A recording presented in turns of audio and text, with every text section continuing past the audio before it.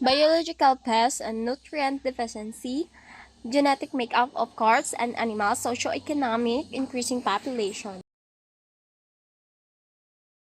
Biological control, natural control strategies that employ biological agents for pest suppression, usually refers to the practice of rearing and releasing natural economics parasites, predators, or pathogens, and management activity that is designed to protect or conserve natural enemies.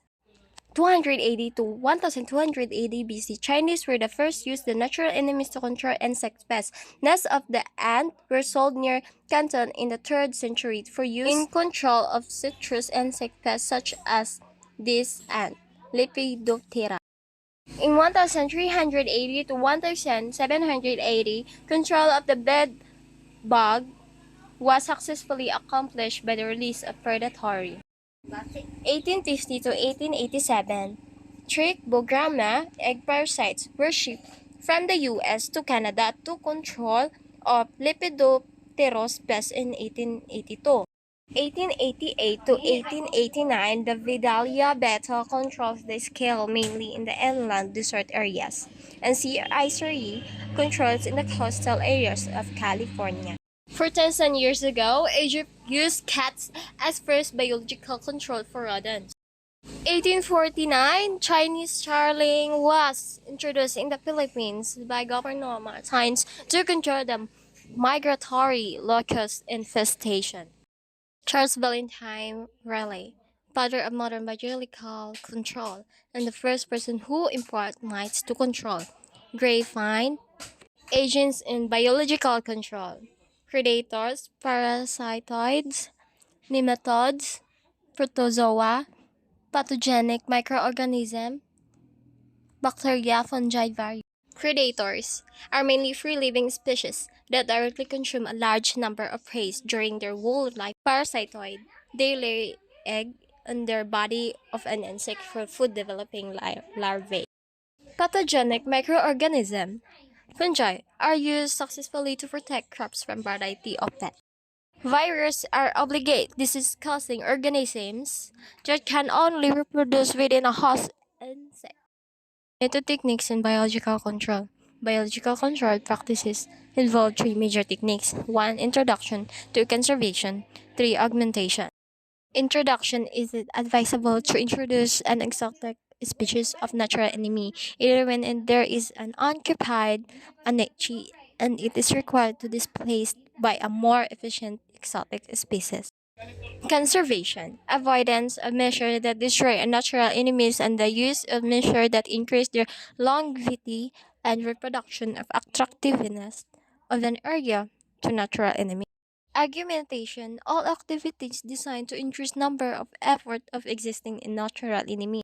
Advantage of biological control, absence of toxic effects, no develop of resistance by the pests, no residues of poison in the soil and rivers, no build-up of toxins in food chains, no killing of pollinators or development of second pets through the destruction in their environment.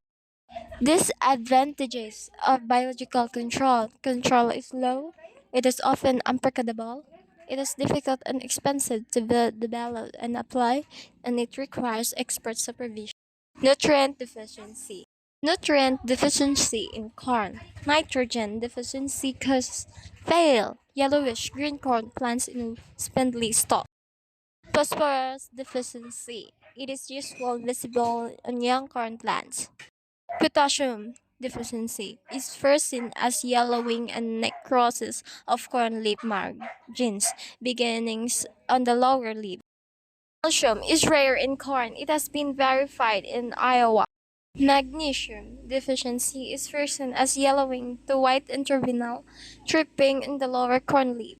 Sulfur deficiency shows in small corn plants as general yellowing of the foliage, similar to nitrogen deficiency. Molybdenum deficiency. It occurs, however, older leaves become necrotic at the tip along the margins and between the veins. Boron deficiency leaves have small dead spots and are brittle. Copper. The youngest leaves are yellow as they come out of the whorl and the tips may die.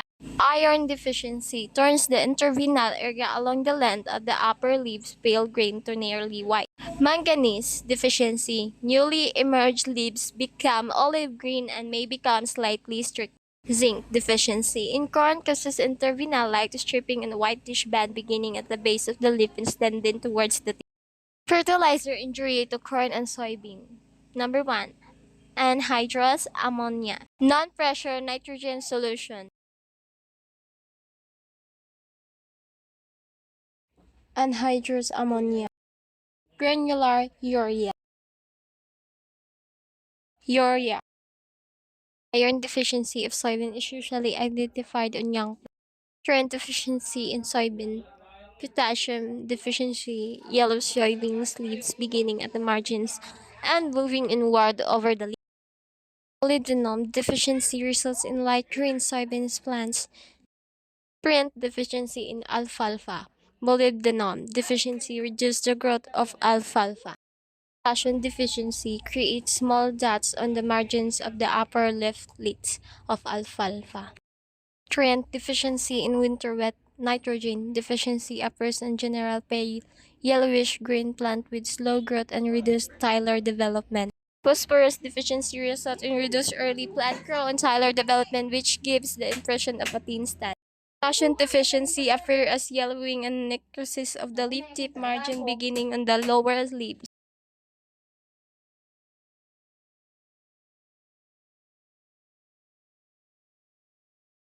Socioeconomic increasing population. Economic growth is essential for raising the standard of living around the world. The study shows that population growth has a huge impact on society, nature, and climate. However, people do not pay much attention to this issue. So the rapid population growth can cause some positive or negative impact on socio-economic development. This will be a problem and will continue to be a problem as more people use more than limited resources available in the world. And discussing about socio-economic population, we will discuss about the sustainable development. The widespread poverty, environmental conditions, use of natural resources, and economic and social development are closely related to population growth and distribution. So the sustainable development, it includes meeting the needs of current generations and improving the quality of life. There are also reasons of rapid population growth. And the first factor is the birth rate. Social factors contribute to population growth. Early marriage leads to a high birth rate. So women have a chance to have many children due to prolonged reproductive years. Wealth also encourages many people to have large families, and this results in high birth rates. So after the birth rate, security in aging follows. People want to have many children so that these children can provide for them when they are older. They believe that the more children, the more guaranteed a better life in old age. So another factor to consider in having a large family is security in old age. That's why these kids are already accustomed to being cared for by adults, and it says that more responsiveness is better. The next one is the effects of population growth on economic development. The number is very important because the population size will not be large provides not only the necessary labor but also a stable market for manufactured goods. So in the effects of population growth on economic development, in order to have significant economic development, the labor force must be in the right quantity and quality. The next one is economic growth. The rapid population growth lowers the income of each capita because much of the burden rests on the working class. Economic growth happens as a result of poverty. People depend on agriculture and experiencing pressure on land and natural resources. Education. Large family size and low income restrict parents' chances of educating older children. Rapid population growth on a national level causing given education expenditures to spread thinner, lowering quality for the sake of quantity. In terms of education, it is commonly believed that the main reason why some children are deprived of education is as a result of family size, poverty, and inequality. The consequences of rapid population growth are increasingly falling on the poor as they are the first to suffer cuts in government health and education programs. The financial strength of each family affects the overall development. They carry the weight of government damage and they are the main victim of job losses due to slower economic growth. Even women of very difficult financial status carry the burden of the government savings program. Health. High fertility harms the health of mother and children. There is a saying that health is wealth. But in this factor, this increases the health risk of pregnancy and close-spaced birth has been shown to reduce birth rate. Food. The increase in population also increases the demand for food necessities. Feeding the population is bound by rapid population growth. In order to meet the demand, this needed to have new production technologies. Environment. Population brings pressure on the environment, which is the main cause of environmental degradation. This occurs in the form of deforestation, landslides, declining fish and animal stocks, insufficient and unsafe water, air pollution, and urban congestion.